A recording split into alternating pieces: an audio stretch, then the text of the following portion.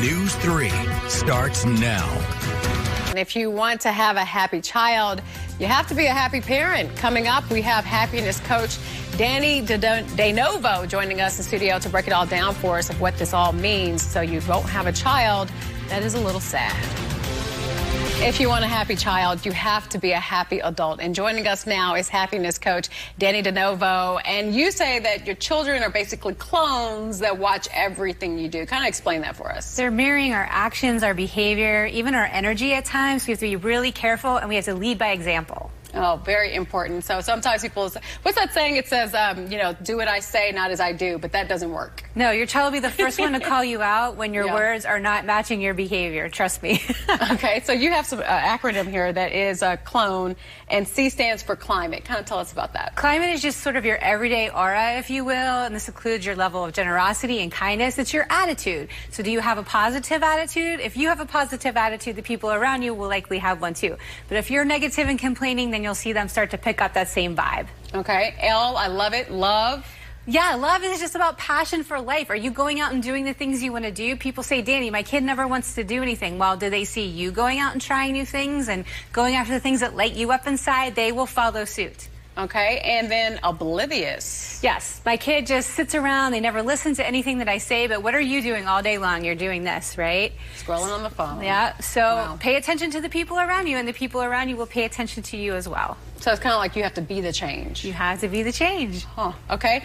N is for nervousness, so what does that entail? This is anxiety, and I say if you show me an anxious kid, I will show you an anxious parent, right? We need to manage our own anxiety. We need to stay in the present moment. Let's stop the multitasking. Let's do one thing at a time. Let that anxiety kind of slip away, and our children will learn the same way to deal with their own anxiety. Wow, and then E is for energy. This is just about how you go about your life every single day. So let's pay attention to the foods that we're eating, our exercise, let's get outside, a little movement, and our children will develop those same habits. We want them to be healthy and vital. Yeah, and when you tell parents this, I mean, how do they receive this? Because they're like, wait, I wanted you to help my kid, and now you're telling me there's something wrong with me. Yeah, it's really hard to look in the mirror and take that introspective look at yourself, right? But once you do it and you realize, oh, maybe I could change a few things, you'll see so many changes with the people around you so quickly. Even just smiling more, you'll see your family start to smile more and be more positive and happier. So what do you tell adults that they should do to try to switch that behavior? Because by the time you're, 30 or 40 years old, you may be pretty set in your ways. You're very set in your ways. You've got to be conscious of the decisions you're making every day. Make the decision, I'm going to be happier, or I'm going to do this habit. It's just like going to the gym or doing anything else. You've got to make a conscious decision to do it every day. And then when it becomes a habit, then you can move on to the next thing. But you've really got to pay attention to yourself and kind of how you're acting, behaving, because, again, everyone around you is watching that behavior. What if they're saying, well, Danny, I hear you. I've been trying to do this, but I'm struggling. I just can't seem to turn the corner.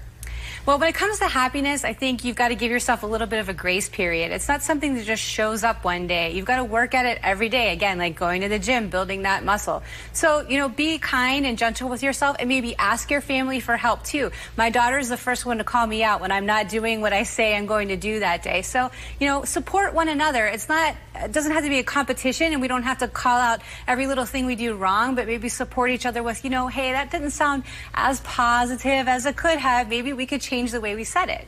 Okay, so each one help one. I like that, clone. And if you would like to learn more from Danny, you can do so at www.danniedenovo.com. All right, thanks so much for joining us.